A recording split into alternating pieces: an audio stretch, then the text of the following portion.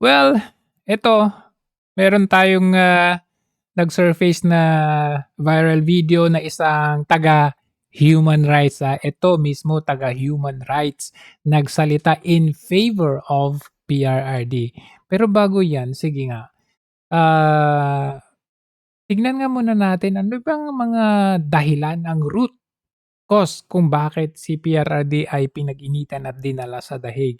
Alam niyo kung bakit? Kasi nung panahon niya, nung kanyang administrasyon, ang dami niyang na-threaten. Ang dami niyang yung bang napatigil na mga kalakaran and yan ay ayaw nilang bumalik. Ayaw nilang bumalik ang isang Duterte brand of, governance kasi nga babalik na naman sila sa dati. Kumbaga dati na-neutralize na yan sila, napatigil na yan sila, napagbago na sila, napagbayad ng mga tax, ng ng kanilang mga dapat bayarin, ayaw nilang bumalik sa gano'n. So, tignan natin yung mga ilan sa mga reasons kung bakit ayaw nilang bumalik or ayaw nila kay PRRD. Ito na lang example nito yung sa mga drug lords. Anong sabi kasi ni PRRD noon? Study natin and talagang binabastos tayo ng mga drug people. You know, one I said they're destroying the country and they're destroying the youth of the land. So my appeal to them is since they are beyond redemption, if they can stop and commit suicide, because I will not allow these idiots to run the show, not during my watch. So ito sila, pag nalaman na nandito, they better come up with something that is really very good. We have a mayor there, maraming mayor dito. We have the mayor sa Mindanao, puro mayor, may babae pa. Alam mo,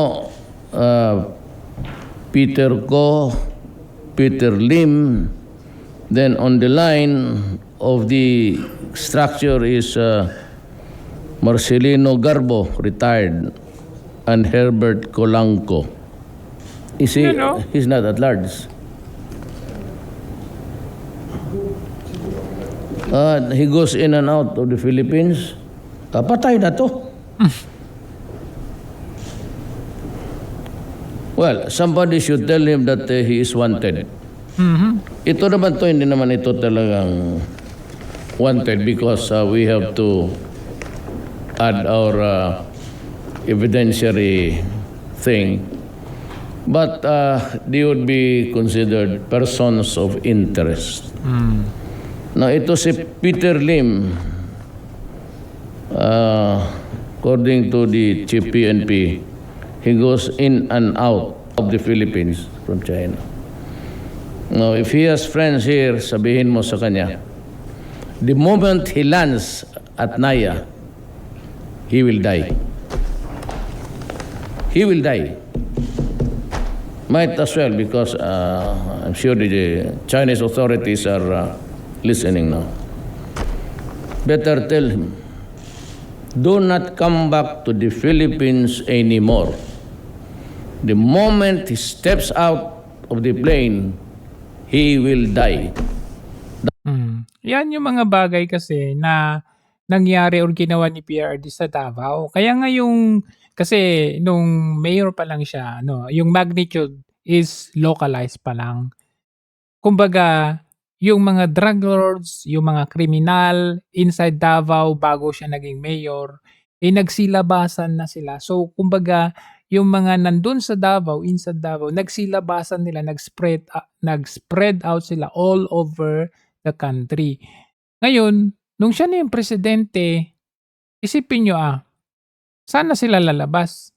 So, the only option nila, syempre kailangan may pera ka para lumabas ka ng Pilipinas. So, the only option, kung wala kang pera, kung wala kang, ayaw mong lumabas ng Pilipinas, the only option is to surrender.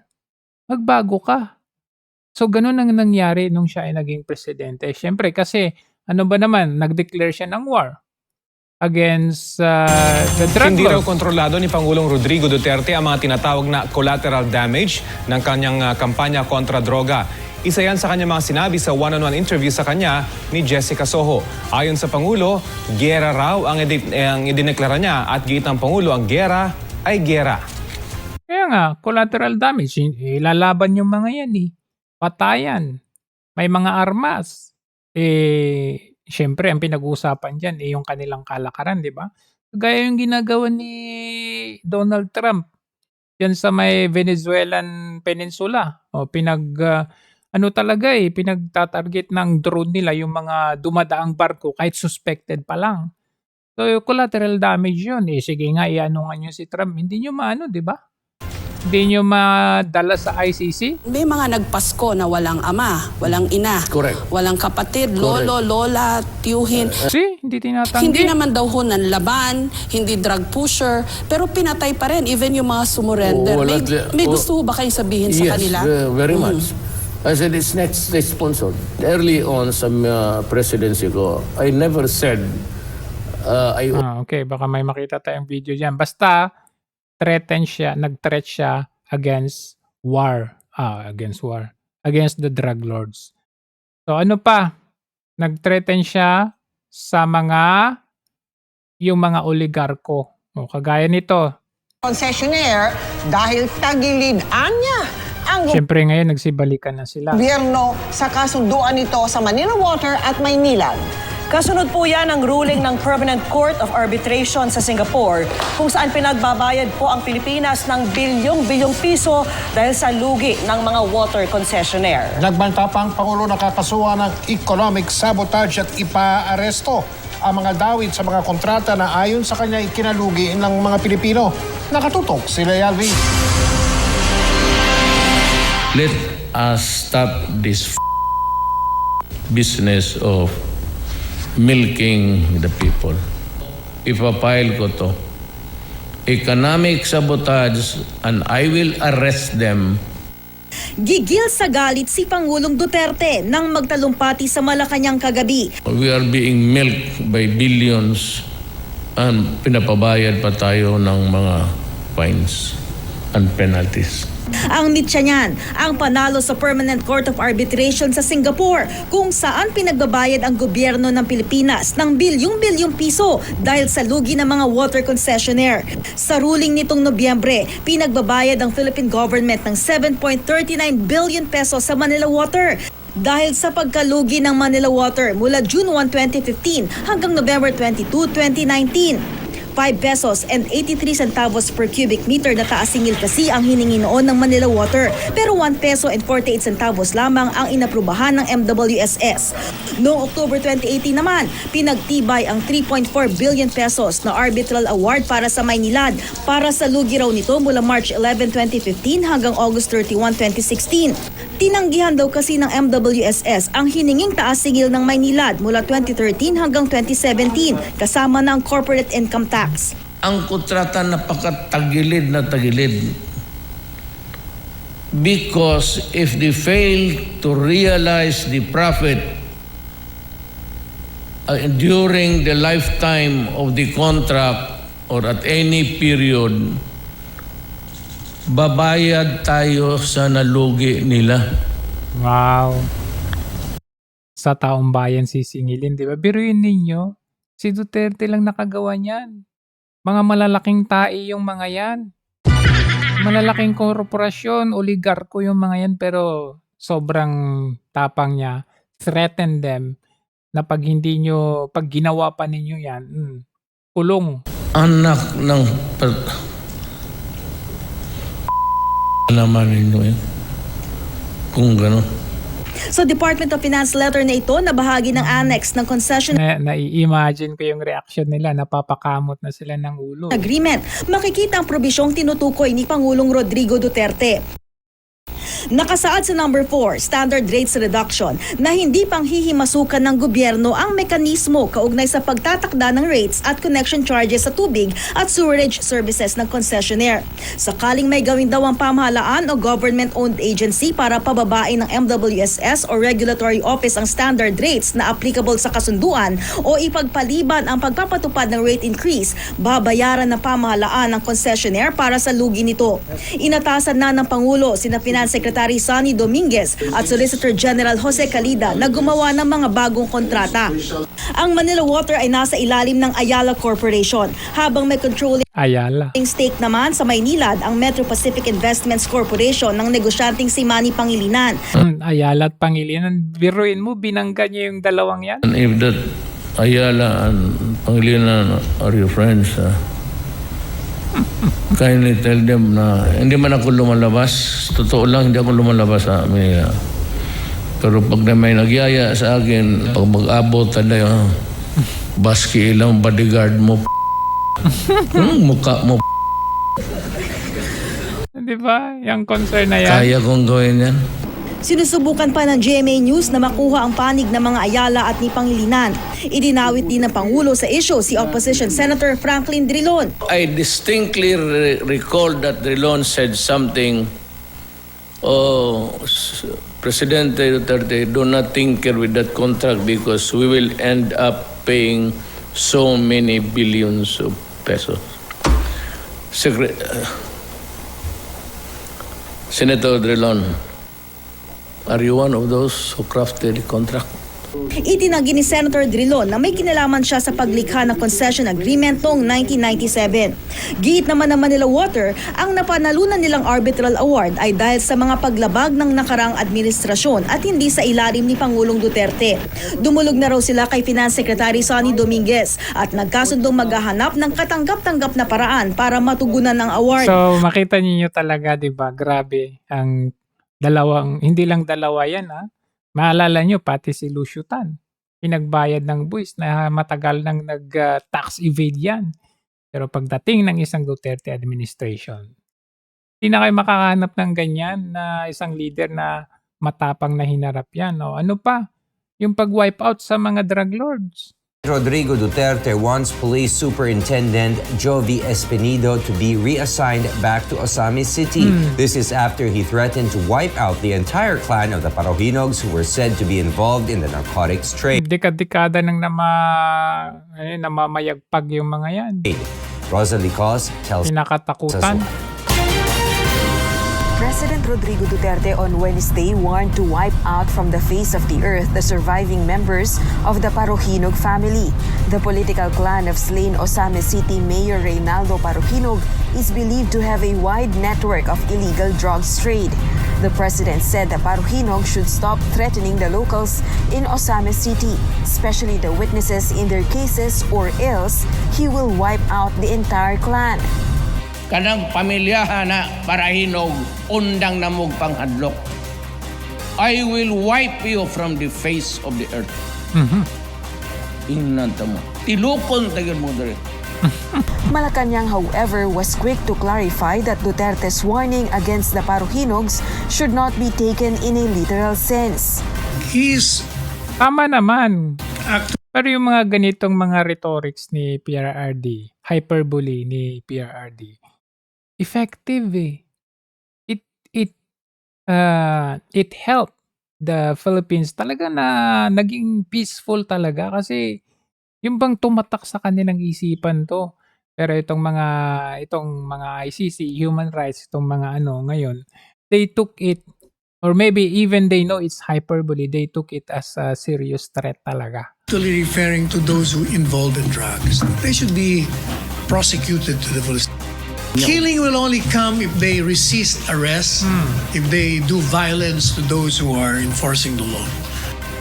The chief executive also issued a stern warning against local mayors allegedly involved in illegal drugs and also policemen who are conniving with the Parojinog clan. So, ano naging epekto nito sa buong Pilipinas?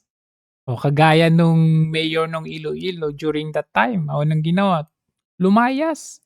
Pumuntang Amerika pero ngayon bumalik. at nag-testify pa against PRRD. O ano pa? Ano pa yung threat na inano ni PRRD? Yung sa UN. Magkukwit na daw sa UN. Philippine President Rodrigo Duterte has threatened to lead the United Nations after the UN blamed his government for supporting extrajudicial killings related to drug crimes. About 900 suspected drug traffickers have been killed since Duterte came to power on a promise to wipe out drug-related crime. UN human rights experts have urged Manila to do more and to end the illegal practice and claim extrajudicial killings have escalated in number since Duterte came to power.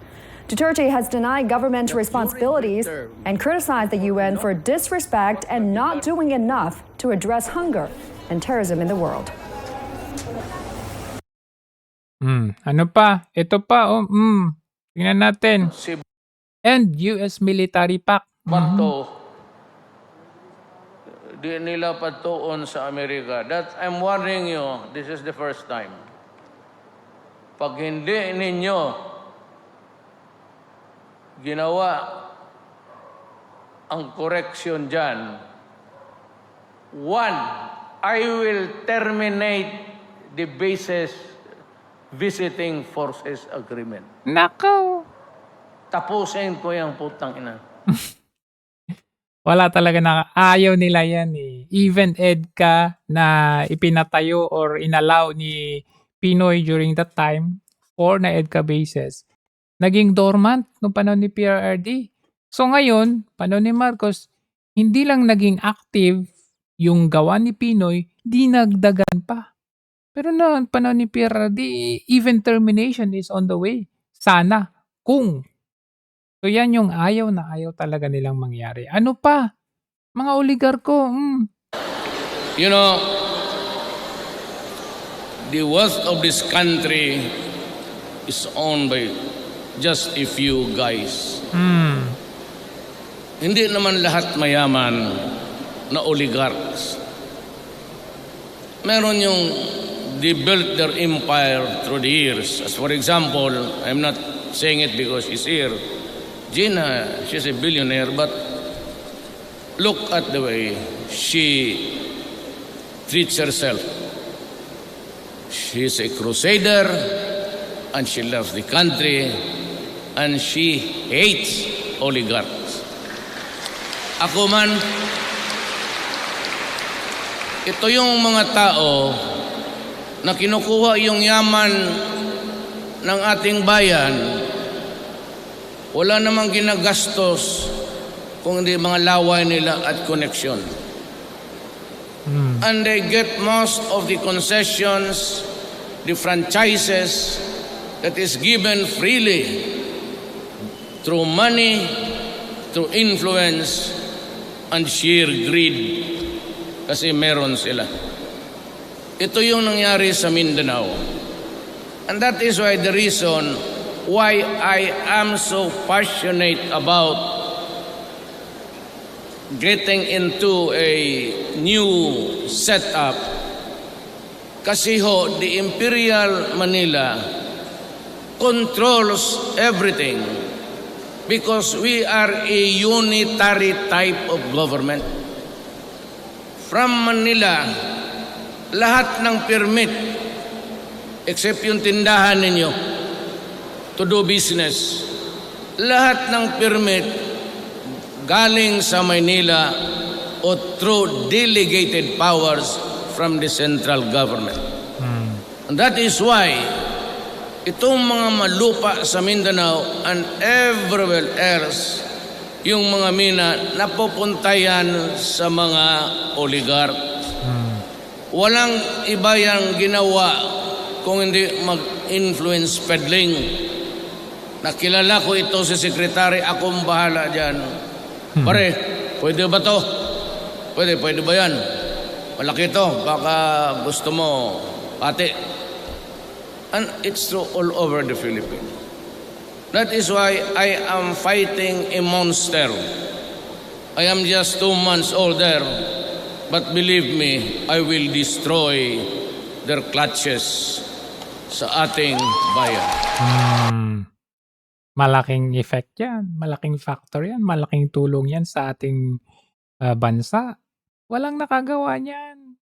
O even mga media, tignan nyo kasi panay sila sila yung namamayagpag nun. Raw ang mga mahirap. Alam mo ang Inquirer kahapon, no? Talagang basura talaga yan. Pati yung eleksyon na ganyan. The poor will be killed. Tignan akong mag-islant. Ayaw ko ba, but someday, hindi ko tinatakot, but someday yung karma nila dadating. Talagang mga ang journalista na. Sabihin ko sa iyo, talagang walang hiya. Pati yung ABS-CBN.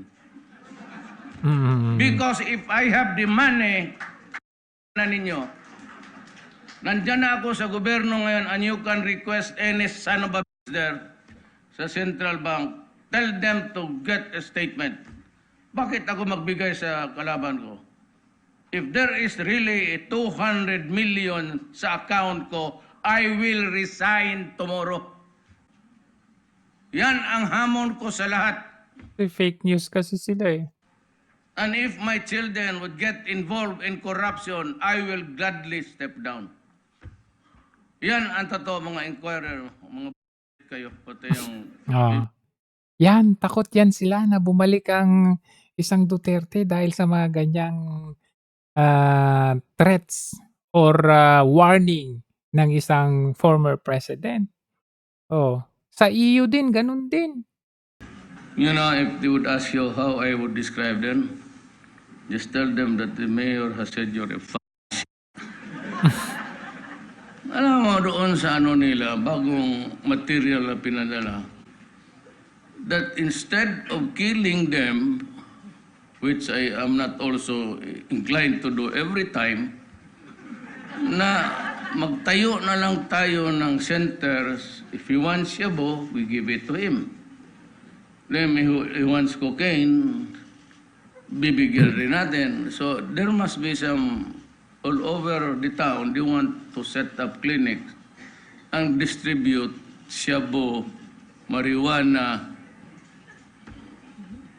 medicinal o para kagaya daw sa kanila doon. State of Washington, pati yung mga gunggong talaga. Mga inutil itong puti. Totoo. Wala talagang nakagawa ng ganyan. Walang nakapagbura sa EU, sa Amerika, kundi si PRRD lang. Kaya nga, ayaw nila, allergy nila yan. And by retaining PRRD sa Pilipinas, nakita nyo naman, nung una, sumusuporta pa siya sa administrasyon. Pero nung nakita niya yung massive corruption na ng pera ng taong bayan, nagsasalita na siya, may programa na silang binuo ni Pastor Apollo Kibuloy. Nung una nilang ginawa, tinanggal yung SMNI, tinanggal yung prangkisa, pero tuloy pa rin si PRRD. So anong ginawa nila? By having him in the Philippines, talagang sagabal yan sa kanilang mga gawain. So anong ginawa? Ayun na. Ano pa? Kahit yung dumating yung COVID pandemic, may mga troublemakers. So anong sabi niya? As the country deals with the novel coronavirus, Philippine President Rodrigo Duterte threatens leftist groups and possible troublemakers that plan to stir up public opinion against the government. Duterte said in a surprise televised address Wednesday he would have them arrested or even shot at or killed by the police or the military. Huwag ninyo akong takutin ng gulo-gulo. Kasi kung gusto talaga ninyo ng gulo, guguluhin natin ang bayan natin. Total, wala pa naman pagkain. Kung gusto ninyo ng barilan, di sige.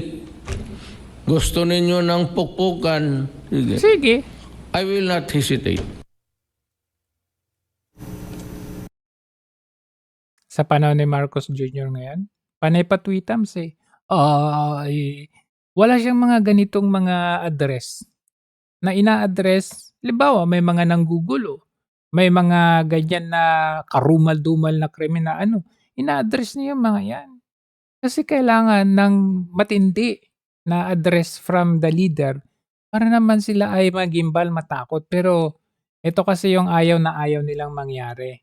In fact, kita nyo even the UP, even UP, na alam naman natin na mostly dyan, pinagmumulan kung saan na nade-develop yung mga kaisipan ng mga progresibong grupo. O even UP, tingnan nyo. Sir, yung mga estudyante po na loko-loko na ayaw pumasok. Dahil nagpo-protesta, di raw sila magsasubmit ng academic requirements hanggang hindi raw natutulungan ng mga biktima ng typhoon. Yun po yung sinasabi nila.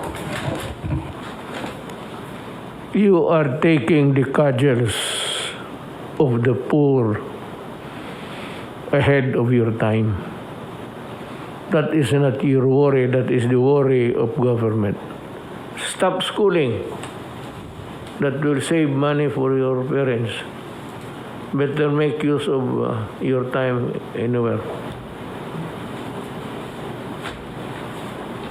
Sige.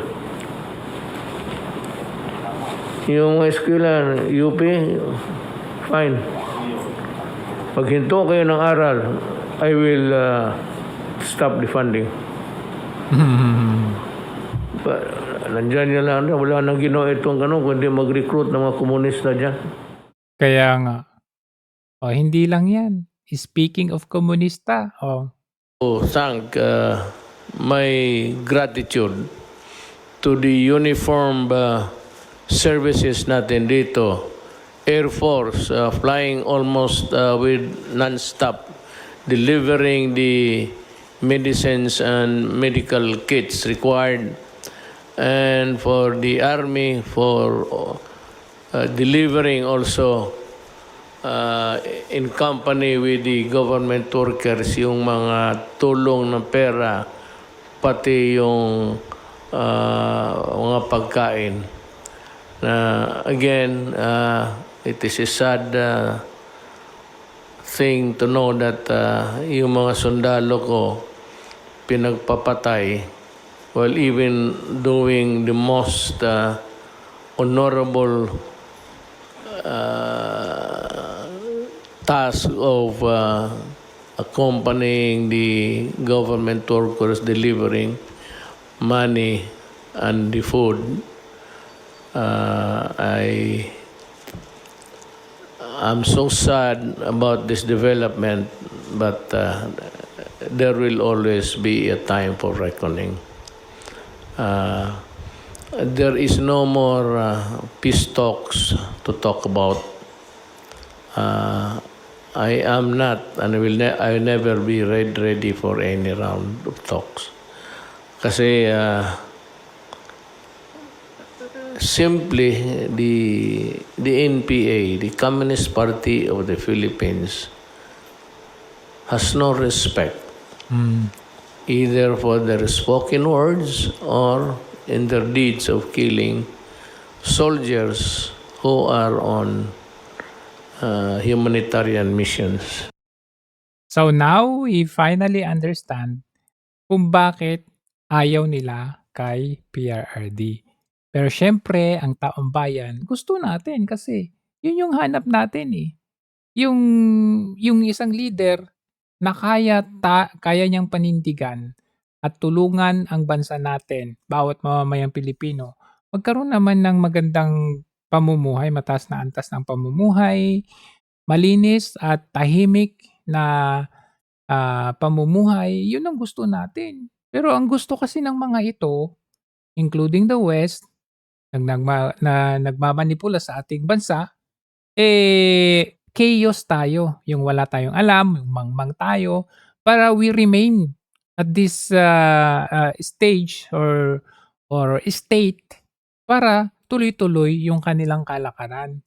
Pero tingnan ninyo syempre hindi rin naman bulag ang tao, ang taong bayan. At hindi rin bulag ang mundo. Kasi kung merong mga Western medias or mga outside medias or international medias na ang kino-cover nila ay the same page doon sa mga mainstream media sa Pilipinas, meron din naman tayong kagaya nito. Na at least somehow, ini-entertain nila, tinitignan nila yung anggulo kung bakit marami pa rin ang nagmamahal kay PRRD kagaya nito. Philippine lawyer has presented a sworn affidavit from 18 former armed services personnel of the Philippines who provided security amid the criminal investigation into President Duterte. The sworn testimony tracks bribes to foreign investigators with suitcases of cash covertly handed to them. Well, let's get down to the crux of the issue here.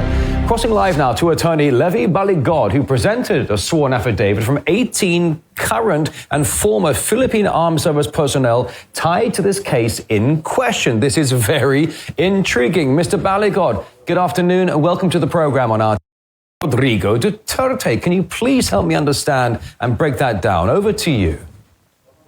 Yes, these 18 former military officers were employed by former Congressman Saldico, who was the former chairman of the House Committee on Appropriations. And they were involved in the delivery of cash on several occasions to Mr. Trillanes, who was in charge with liaisoning with the ICC investigators here in the Philippines.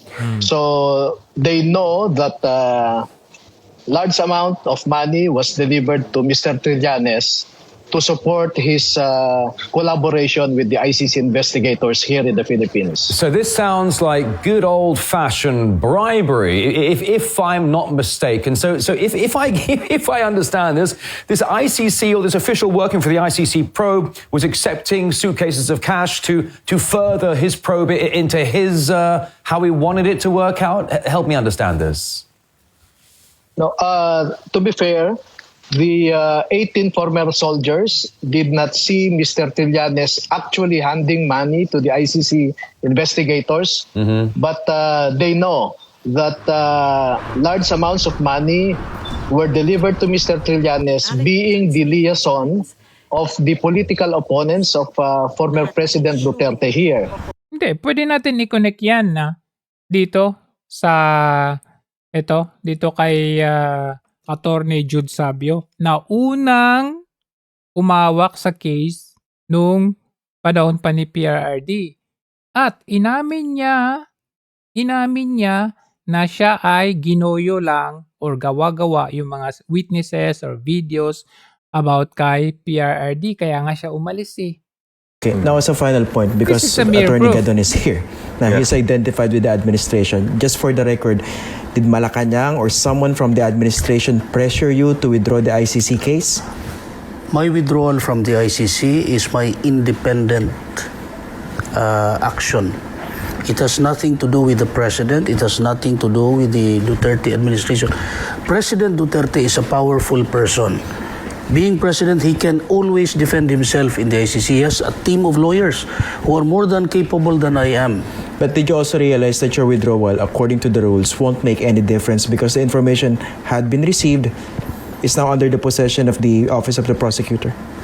The communication that I filed is within my prerogative to withdraw. Now, it's up to the ICC prosecutor to assess my withdrawal when it is formally submitted to her. But yours was, as I said, but yours was the first. Do you think your withdrawal would also affect the credibility of the other information or communications that submitted? is my position, because that first communication triggered the preliminary examination, and that first communication is tainted by politics. It affects the whole case. That is why in my withdrawal, I urged the prosecutor to be enlightened more by the subsequent events that I submitted to her. Okay. Pero hindi sila ma-enlighten kasi yun talagang gusto nila mangyari.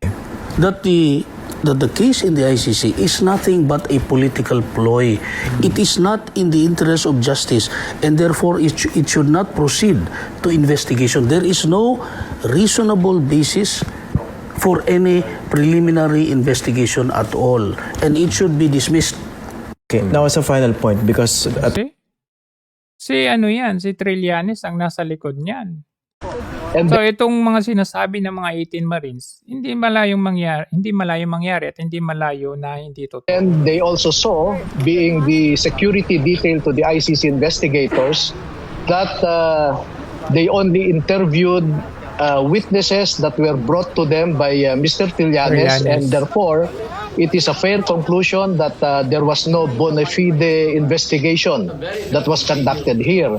All their expenses, hotel accommodations, travel expenses, including the use of private vehicles owned by politicians who are publicly known as opponents of Mr. Duterte, were used by the ICC investigators. And we know that being investigators, they should not only be impartial, but should also appear to be impartial. Yeah. But that did not happen here in the Philippines. All right, so if I'm getting this correct, that some of this money is coming from former political opponents of Rodrigo Duterte. They want to make sure the ICC probe hammers down on Duterte and essentially gets him out of the political picture. But after these accusations came to light, Mr. Baligod, the ICC made a statement saying it operates independently and that it is exclusively funded through the court's approved budget. What is your response to that, please?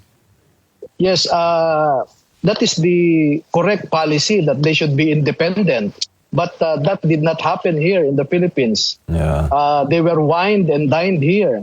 So how can they be neutral or impartial if they were hosted by known political opponents of the former president? I see. You know, gosh, you get into politics, it gets so dirty so quickly. Now, it is worth noting here, Mr. Baligod, that the Philippines withdrew from the ICC in 2019 after the court decided to open an investigation into Duterte. So what is the court's legal jurisdiction in this case? Wala. That is one serious problem here, because the Philippines withdrew from ICC in 2018, and the ICC residual jurisdiction should have ended a year after, or on March 2019. But the ICC investigators first came in the Philippines in December of 2023, or after almost 4 years, when the right of action already lapsed. So I don't know how ICC derived jurisdiction when its residual jurisdiction had already lapsed. Yeah, it's a very, very good point. I appreciate that, Levy.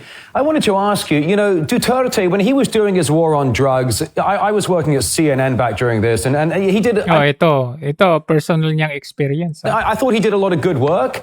I know that, you know, some of the guys who were dealing the drugs in the Philippines, these were armed militant gangs. They had machine guns and all sorts of stuff. And Duterte was doing the right thing by trying to help society by cracking down on these narcotic gun-wielding gangs. But the problem is, Duterte became a problem in the eyes of certain Western players. I remember distinctly back in 2016, the former US Secretary of State, John Kerry, he went for a lunch/dinner with Duterte at the presidential palace. And the story goes that John Kerry, the former US Secretary of State, gave Duterte, or tried to give him, a suitcase with $700,000 in cash. Oh, sinubukang i-bribe si PRRD. So that means, yung current administration ngayon, na-bribe. Duterte reportedly said no. Really pissed off John Kerry. Ever since then, Duterte's been a problem. What are your thoughts? Well, my observation about the former president is that he is not corrupt, and that the drug war was a necessity to prevent the Philippines from being ruled by narco politicians, and that his warnings about killing drug lords and drug pushers in the Philippines was a statecraft necessity to discourage would-be criminals from... Hindi nila ma-bribe si PRRD. So ngayon, nung hindi nila ma-bribe, ayan, meron silang mga stage na mga rally. Sila din nagsagawa yan. Yan yung technique kasi ng Amerika, ng Western eh. Even here in Hong Kong, experience din ng Hong Kong yan. Yung mga nag-rally-rally nung 2018 dito, syempre, sino pa yung may backup niyan? para guluhin ang sariling government ng ibang bansa. With their criminal trade. We also know that he was openly anti-American in his language, no? But he was just trying to push for an independent foreign policy, because we know that up to now the USA still has a strong influence that reticulates through our bureaucracy. Well, it's not just in the Philippines. I think that kind of American influence spans many governments around the world. Kind of disturbing to say it, but I think it's quite true. Do you think the Philippines, Tama lang pala na umalis sa CNN itong news reporter na ito, ano? do you think you're stuck between a rock and a hard place? You go back to the presidency of Duterte. We know that America wanted the Philippines to take a certain hard line against China. And Manila is trying to play both sides. Well, we want to be friendly with China, we want to be friendly with America, but maybe one or two are asking us to choose sides. Does that make any sense to you, Levy? Yeah, because the Philippines sits in a strategic location, which is part of the first island chain, as they say. But there is a government template where the Philippines should deal with China economically and deal with America militarily to balance both hegemons, so to speak. But that did not work because the US would not want the Philippines to build a stronger economic relationship with China. And also China would not want the Philippines to have a strong military relationship with the US. Yeah. So that is true. We are between the devil and the deep blue sea, or between Sheila and Charybdis, no? Yeah. But our foreign policymakers in the Philippines should realize that the Philippines can be both friends to China and the US. And bakit yung ibang bansa like Indonesia, Vietnam, ganun naman yung policy nila, Singapore. The Philippines being a strategic, geographically strategic in the South China Sea is already an obsolete concept when it comes to geopolitics.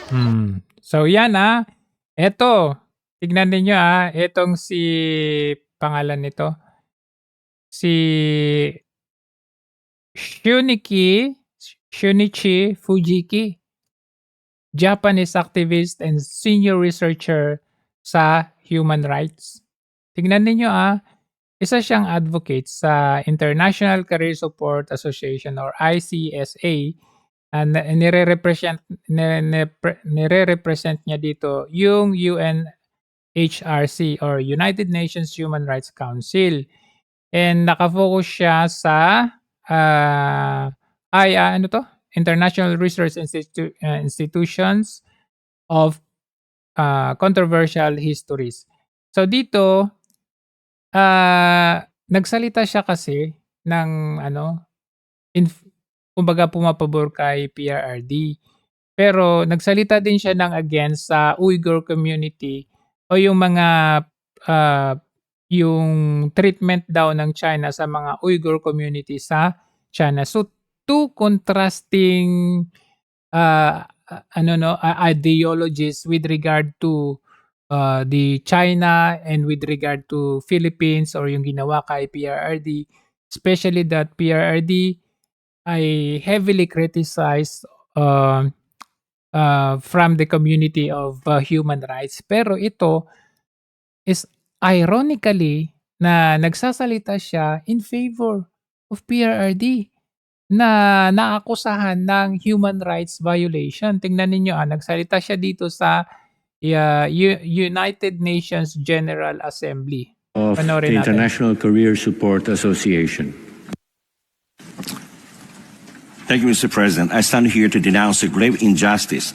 Rodrigo Duterte, 80 years old, former president of the Philippines, who bravely fought illegal drugs to protect millions, has been unlawfully removed from the homeland and held in the prolonged pretrial detention by the ICC in The Hague. This is a political persecution and not justice. The current administration extradited him without due process, bypassing Philippine courts and violating national sovereignty. He was extradited without any due process. Incidentally, since March 11, 2025, exactly 1 year ago today, this elderly leader has endured detention, separated from family and serious health issues. Global rallies and protests in The Hague and throughout the world demands the interim release, which has been unlawfully denied by the ICC 3 times. This over 1 year pretrial detention raises profound question about compliance with the Rome Statute's guarantees of human treatment and speedy trial. It is an affront to human dignity and the abuse of international justice for political ends. We urge this Council to demand humanitarian review and interim release of President Duterte. Justice must be fair, not a weapon against the people. The majority of the Filipino voice will not be silenced and depressed. Thank you very much. Grabe Imagine nyo itong hapon na ito. Taga-human rights pa ito. Kinondemn niya yung ginawa kay PRRD at nag-urge pa siya na i-release si PRRD. Hapon po ito. Pero nakita niyo yung ginagawa ng mismong kababayan natin? Ano bang gusto nila magulo ang bansang Pilipinas? Gusto nila dadanak ang dugo dahil dito sa mga, syempre, epekto ng droga sa Pilipinas?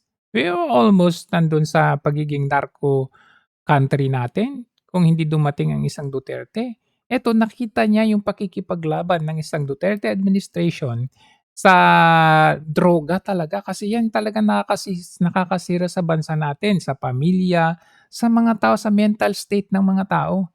So ito, taga-human rights, literal na taga-human rights. So ibig sabihin, dapat fair tayo kung pinaglalaban natin human rights ng mga kriminal, paano naman yung human rights ng mga biktima? You could imagine from other country itong taong ito.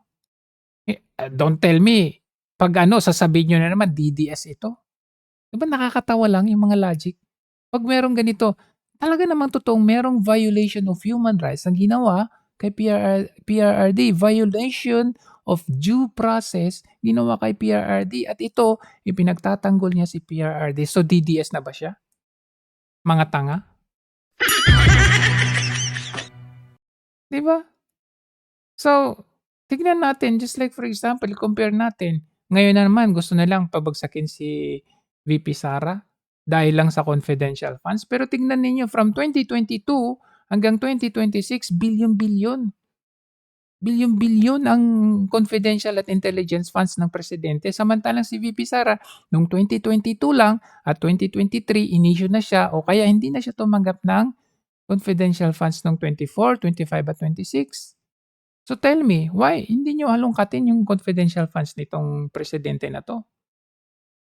So malinaw, this is a really political attack on the Duterte brand of governance. Kasi malinaw ito, may nagsasalita against Trillanes, against the government, na ito, ang boss namin dito si Marcos Jr. Pero hindi nila ini-entertain. Experience ko rin po kay former Senator Trillanes. Itong 2025 po, nagdala kami ni Mark Tiksay doon sa bahay niya dyan sa may Antipolo. Isang expandable paper bag po. So, regular din po pala itong pagdi-deliver kay Bakit hindi ito entertain? Bakit hindi ito ipatawag sa Senado? Bakit hindi ito entertain ng ombudsman? Kasi magtuturo ito at sisira ito sa kanilang plano doon sa ebidensya na idadalhin nila or dinala na nga nila sa ICC involving Trillanes. Trillanes plus the government equals Duterte sa dahig. Wala nang iba. So ano pang aasahan ninyo na investigation dyan? Sinisira nila yung credibility ng mga to. Diba malinaw, napakahalatado?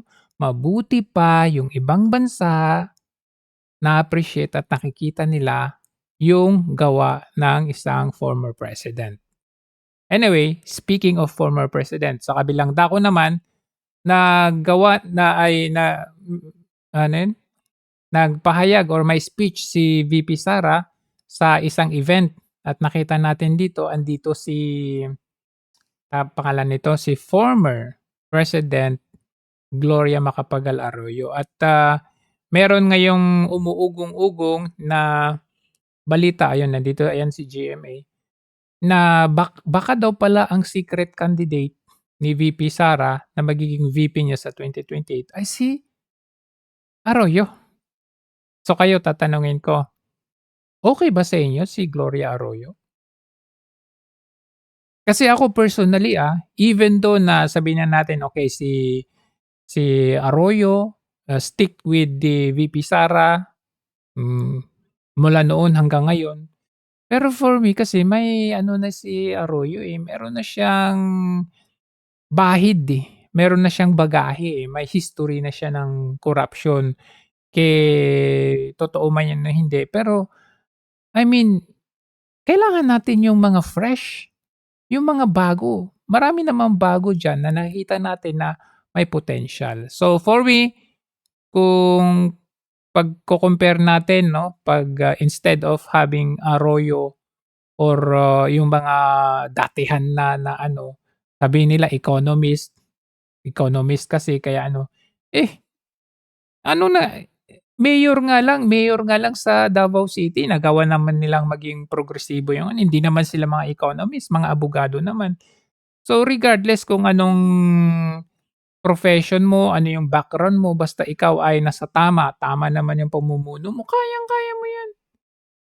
Diba, kailangan natin yung malasakit at may tapang.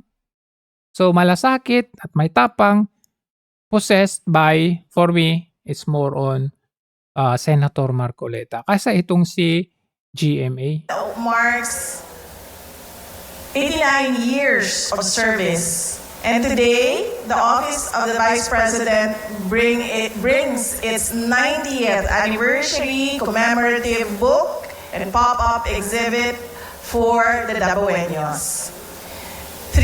President 2028. See you. Ayan. Samantala, ilang miyembro ng majority pa rin, majority block hindi pa rin pumipirma doon sa ulat or majority report ni Ping Lacson. Ang tanong, bakit?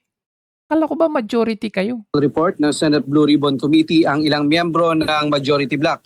Ayon kay Senator Raffy Tulfo, nais niya munang mabasa ang higit sa 400 pahina ng report bago magdesisyon kung lalagda o hindi. Sa ngayon ay naka-20 pahina pa lang daw siya.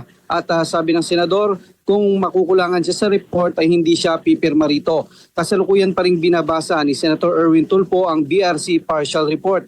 Nais niya rin daw munang mabasa ang kabuuan nito. Babalikan niya rin daw ang usapan noon patungkol sa pag-turnover nila sa mga makakalap na ebidensya sa ICI, sa Ombudsman at sa DOJ para makatulong sa pagsasampa ng kaso. Ang minority block naman wala raw planong pumirma sa report ng Blue Ribbon Committee. Tapos gusto niyang papirmahin si Senator Marcoleta? Ayon kay Senator sa majority nga, wala pa. Robin Padilla, may sarili silang report sa minority kaugnay sa investigasyon sa flood control anomaly. Mabuti pa yun, mas credible yung minority report kaysa dyan sa majority report na bakit partial hanggang ngayon? Partial pa?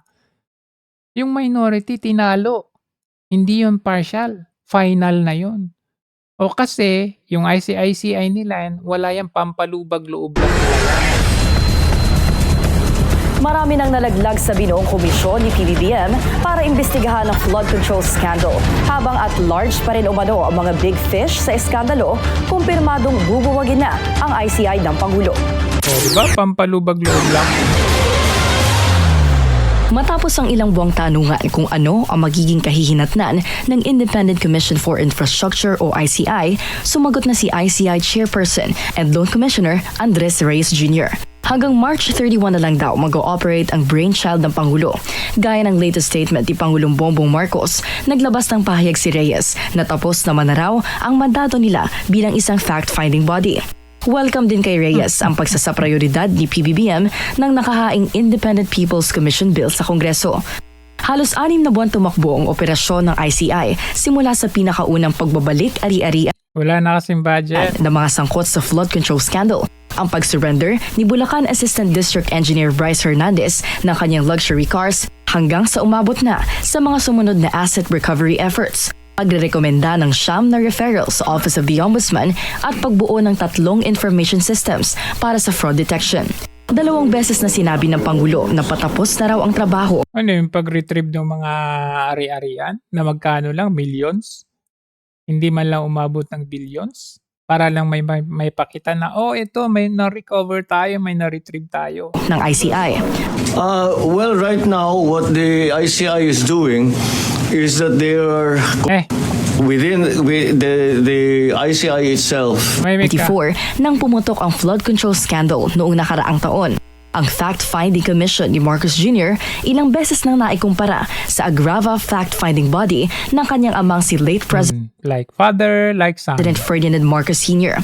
Ang Agrava Board na pinamunuan ni dating Court of Appeals Justice Corazon Agrava ay binuo ni Marcos Sr. para maimbestigahan ang pagkamatay ng dating senador at Liberal Party icon na si Ninoy Aquino sa kasagsagan ng national tragedy at national shame na natamasa ng bansa ayon mismo sa Presidential Decree 1886 Para sila ng tatay niya. na pirmado ng dating Pangulo.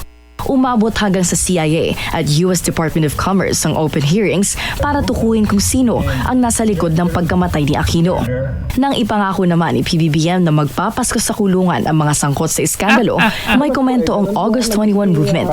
Di hamak daw na bokya ang ICI kung ikukumpara para sa Agrava Board. Hinahalin tulad nga namin itong ICI doon sa nangyaring pagkakabuo ng ng Agrava Fact-Finding Board nung panahon ng tatay Sir Marcos Jr. Kasi pakiramdam namin yung Agrava nung panahon na yon is meant to pacify the anger of the people. Pero kung may pagkakapareho ang commissions na mag-ama, ngayon, gano'n na naman. Nagbuo sila ng isang ICI at para to pacify again, to show na parang may ginagawa sila dahil alam natin, galit na galit ang taong bayan. Parehong hindi. Siyempre, natutunan niya sa kanyang tatay yan. Korte ang ICI at Agrava, kaya lahat ng findings ng dalawa ay parehong forwarded sa mga korte. Sa ngayon, nasa piitan ang tinaguriang flood control queen na si Sara Diskaya. Ilang politiko at opisyal na rin ng DPWH ang nasampahan ng kaso gaya ni dating Senador Bong Revilla. Pero kawawa naman si Bong. Patuloy pa rin ang panawagan ng publiko na mapanagot ang anilay malalaking isda sa eskandalong ito. Ang Agrava findings naman doon nauwi sa indictment ni former AFP Chief Fabian Ver at iba pang militar. Pero sa huli, acquitted si Ver at mga militar sa kaso noong December 1985. So ganyan din ang mangyayari kay Bong. Fast forward to Marcos Jr.'s administration, inaabangan pa rin sa ngayon kung sinong malalaking isda ang susunod na mananagot sa korupsyon. Wala! Siyempre, asahan mo? Ito, samantala, ito. Ako, hindi ako naniniwala dito. Porque wala kasi si Senator Bato de la Rosa. Hindi niya may pagtanggol yung sarili niya. Ikaw ba naman? Kung hindi ka ba naman tanga, tatanga-tanga ka kung magsusulat ka pa sa Senado, sasabihin mo, pwede bang gamitin ng pamilya ko yung Senate Mansion sa Baguio? Ha? Nagtatago ka? Tapos sasabihin mo, gamitin naman ng pamilya ko. Di ba parang hirap paniwalaan yun? Pirma ni Senate President Vicente Tito Soto III na humingi ng pahintulot si Senator Ronald Bato de la Rosa para gamitin ng kanyang pamilya ang Senate Mansion sa Baguio. Parang ini-invite niya yung mga otoridad na, nandito ako. Kasi syempre, pamilya niya yun. Alang namang wala si Bato, di ba? So kung makasama man ni Bato yung kanyang pamilya, bakit siya magpa-public? Kasi nilalagay mo yung sarili mo sa public na pwede bang gamitin ng pamilya ko yung Senate Mansion? O syempre, yung mga otoridad, babantayan nila yung Senate Mansion na yan. Titignan nila kung may papasok na isang Senator Bato. Baguio City Parang ingot lang. sa darating na huling bahagi ng Marso. Ayon kay Senator Soto, natanggap niya ang liham mula kay Senator Soto, wag kang fake de la news. Rosa na 4 na buwan na ring hindi nakikita sa Senado at agad itong ipinasa sa Senate Secretariat. Gayunman, tinanggihan ng Senado ang kahilingan ng senador na manatili ang kanyang pamilya sa naturang mansyon mula March 26 hanggang March 29. Paliwanag ni Senate Secretary Mark Leandro Mendoza, kasalukuyang sumasailalim sa repairs o kumpuni ang pasilidad. Hanggang ngayon?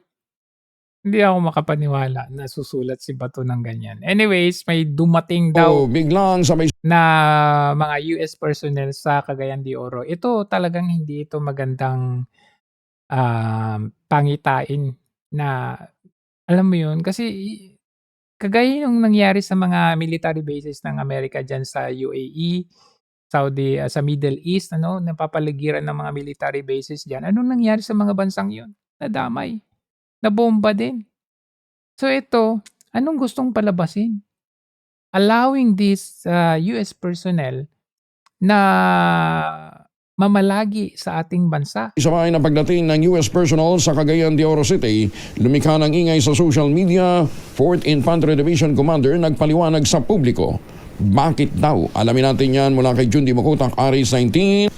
Lumikha ng pangamba sa publiko ang biglaang pagdating ng mga nakasibilyang US personnel sa Cagayan de Oro City.